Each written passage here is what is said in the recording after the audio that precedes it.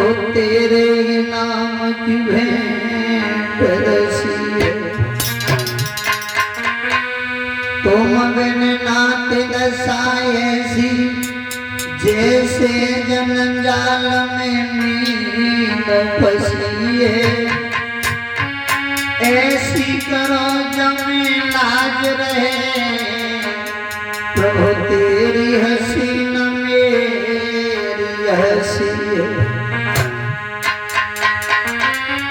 कोई वृंदावन हरिलाल की।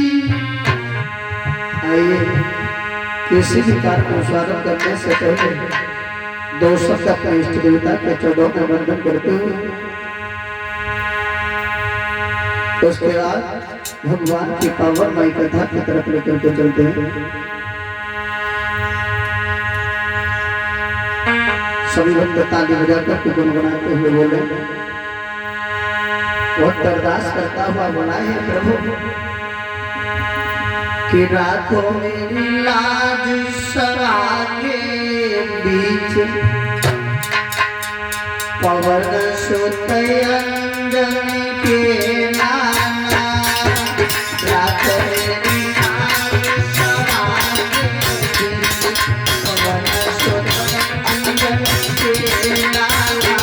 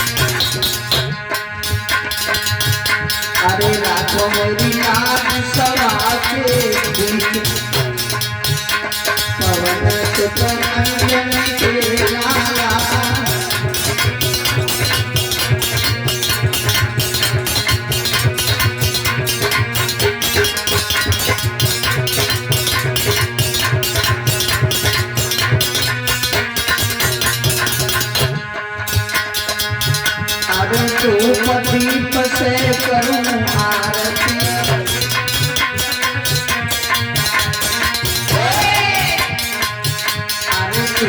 दीप से करूं आरती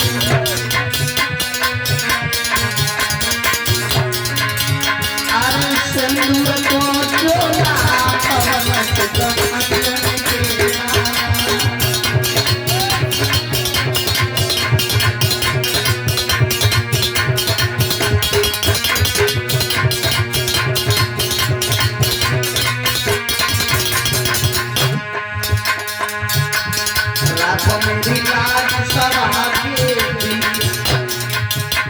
पवन सुत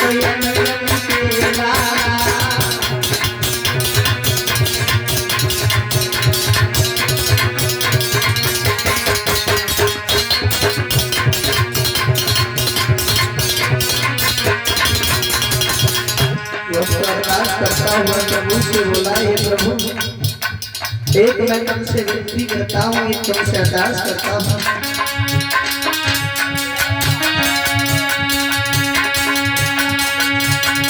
रातों मेरी लाज सदा पवन के लाला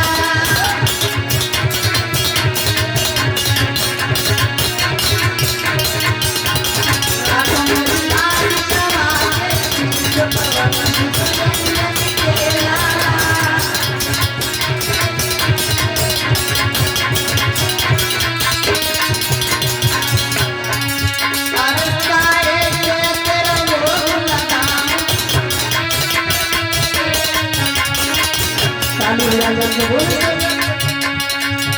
अरे काहे से करो लगा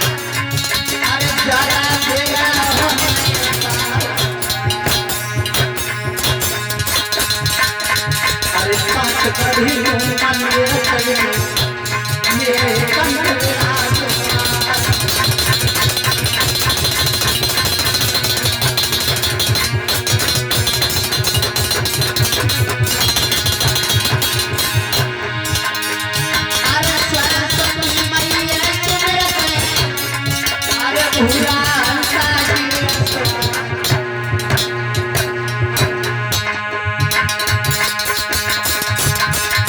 अरे जहां पूरा बने मेरे जननी अरे मैया दिखे ससुरा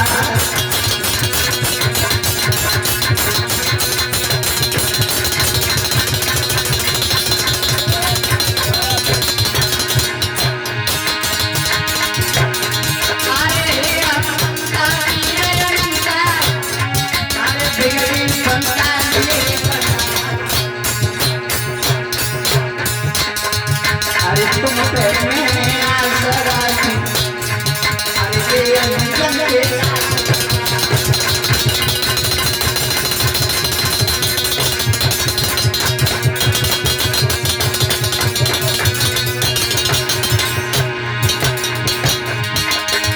अरे पूजी गुरु नयन दया अरे कदम मलन में ध्यान लगा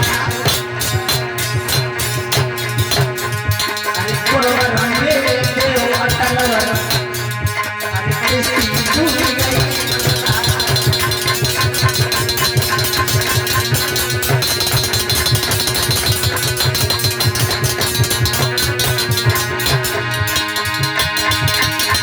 अरे तुम्हें गैया मेरा तवारो अरे गैया तेरा अरे महिमा की तीनों माते अरे भारी जिम्मे लागे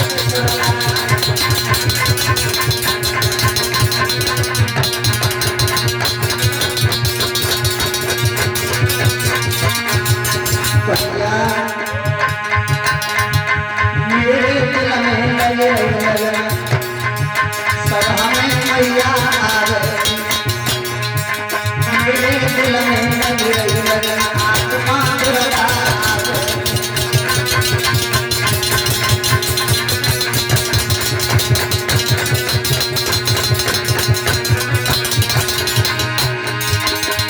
अरे दुर्गा आवे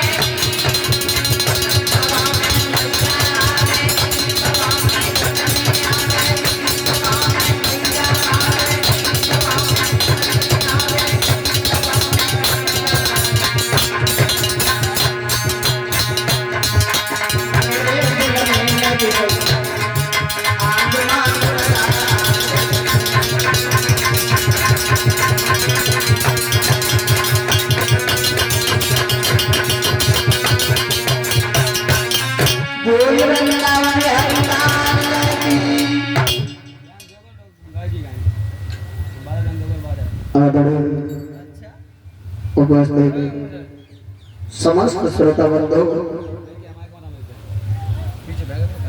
व्यस्त देह पर विराजमान 33 कोटि देवी देवता सभी के चरणों में वंदन करते हुए लता पता में वास करने वाली हमारी मातृ शक्ति और सभी के चरणों में कोटि कोटि नमन करते हुए कथा प्रांगण में बैठे हुए माता एवं बहनाएं पिता तल को सभी बुजुर्ग लोग नौजवान भाई बहन सर्वप्रथम मेरी तरफ से सभी के चरणों में मेरा वंदन स्वीकार हो।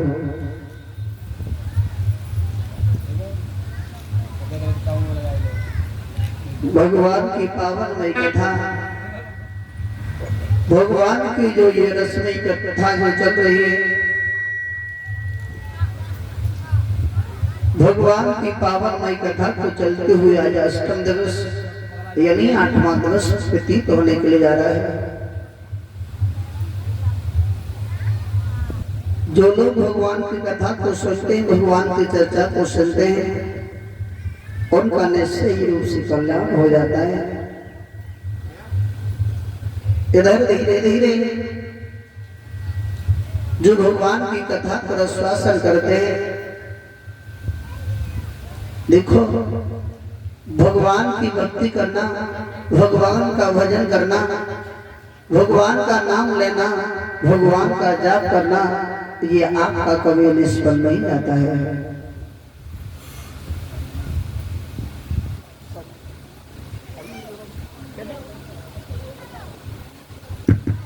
कलश वाली कन्या बाहर खड़ी हो जाए। कुछ भी आइए सम्मानित करना चाहते हैं, सभी कलश वाली कन्याएं नाल लगा करके खड़ी हो जाओ। इधर श्री सुखदेव जी महाराज समझाते हैं, हे राजन परीक्षित, भगवान की चर्चा, भगवान की गाथा, बड़े धन्य लोग हुआ करते हैं जिन्हें भगवान की चर्चा श्रवण करने के लिए मिलती है। वैसे भी 84 लाख योनियों को भोगने के बाद में तब ये पुनः मनुष्य योनि प्राप्त हुई। तो हम और आप लोगों को भगवान की चर्चा, भगवान का गुणगान करना चाहिए। वैसे भी संसार में प्राणी जन्म लेकर के आया है, उसे एक ना एक दिन तो जाना ही है, और जो जन्म लेकर के आया है उसे एक ना एक दिन तो जाना है। शांति बनाए रखो। एक भगवान का वक्त था परीक्षित महाराज, जिसका नाम था भोला।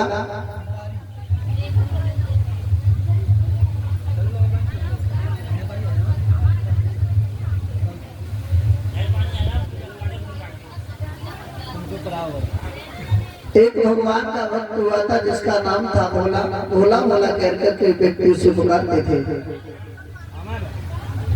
वो भगवान के मंदिर का पुजारी था जिसका नाम भोला था। वो पुजारी प्रभु रामचंद्र जी के मंदिर का था। हर रोज वो जाकर के मंदिर में उनके पूजा को किया करता था। हुआ ऐसा, पूजा करने के लिए जिस दिन वो जाया करता था, तो एक दिन ये हुआ कि वो हर रोज आकर के मंदिर में जिस तरीका से रघुनाथ जी की जो मूर्ति बड़ी बनी हुई थी, विशाल मूर्ति, उस मूर्ति की पूजा किया करता था। हुआ ऐसा, जब पूजा करता था, भोला एक गृहस्थी जीवन में जीता था। उसके यहाँ पर 2 बेटी थी शादी के योग्य, तो उसने सोचा कि मैं अपनी बेटियों का विवाह कर दूं। तो बेटियों के विवाह के लिए वो भोला व्यक्ति जो रघुनाथ जी के मंदिर में सेवा करता था, रघुनाथ जी के मंदिर में जो पुजारी बन करके रहता था, और उसी को जैसे ही देखा है, धीरे धीरे समय व्यतीत होता गया।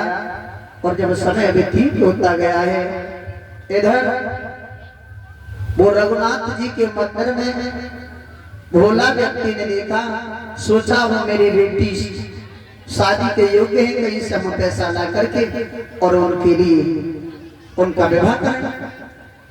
तो भोला व्यक्ति गया गांव के जमींदार के पास में, गांव के साहूकार के पास में गया। उससे जाकर के एक बात कही, भैया हमें कुछ पैसे दे दो ताकि हम अपनी बेटियों का विवाह कर दें।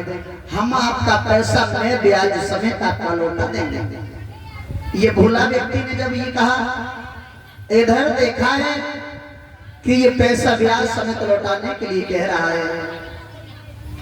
गांव के साहूकार ने लिए पैसे भोला व्यक्ति को दे दिए, और वही पैसे लिए और डायरी पर नोट कर करके रख दिए।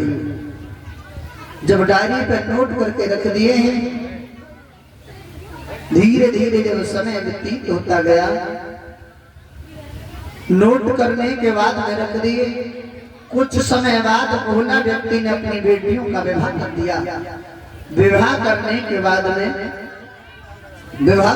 बाद में उसने अपनी बेटियों को विवाह करने के बाद में जब भोला के पास में कुछ पैसे हो गए, तो भोला ने सोचा मैंने अपनी बेटियों का विवाह तो कर ही दिया है, अब एक काम करो, जो मेरे पास में पैसा हो गया है गांव के साहूकार के, हमें जाकर के पैसे चुका दे। धीरे धीरे जब ये सुना है कि गांव के साहूकार के पैसे चुका दे, उसी समय उसने वो पैसे ले जाकर के साहूकार के दे दिए। जवाब दिया, भगवान ये हम तुमसे जो पैसे लेकर के गए थे वो ब्याज समेत आपके हम लौटाने के लिए आए हैं। जवाब दिया, ठीक है। जब वो पैसे मैं ब्याज के समेत लौटा दिए, जब लौटाने के बाद में देखा, इधर शांति बनाए रखो। परीक्षित महाराज मेरी बात सुनो, जितनी बेटियां हैं उन्हें सम्मानित करा दो। जो बेटियां नहीं आई हैं कलश वाली कन्याएं, वो नहीं आई तो कोई बात नहीं है, क्योंकि उन्हें आना चाहिए यहाँ पर। पहले तो नहीं बताया गया था कितने कलश भरे हैं, 51। कितनी कन्याएं यहाँ पर अभी? इन्हें सोचना चाहिए कि कथा को सुनने के लिए जब कलश भरवाया था तब आपने कहा नहीं था मुझसे कि कथा सुनने के लिए आना है तुमने।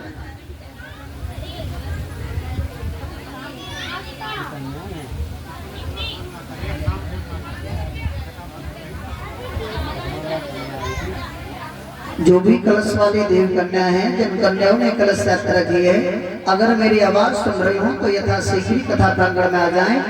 कोई लोग आपको सम्मानित करना चाह रहे हैं, अगर मेरी आवाज सुन रहे हैं तो यथाशीघ्र कथा प्रांगण में आ जाएं कलश वाली कन्या। इधर धीरे धीरे जब समय व्यतीत होता गया और जब समय व्यतीत हुआ है धीरे धीरे, इधर वो भोला व्यक्ति ने क्या किया महाराज, साहूकार के पैसे लौटाने के बाद में घर पर आया और इधर साहूकार ने पैसे ले लिए लेकिन डायरी से वो नाम नहीं काटा। और जब उसे याद आई तो उस साहूकार ने वो पैसे लिए और उसी समय जहां से भोला लेकर के गया था रजिस्टर में जहां लिखे हुए थे वहां पर लिख दिया कि भोला व्यक्ति का हिसाब चुकता बराबर किया गया।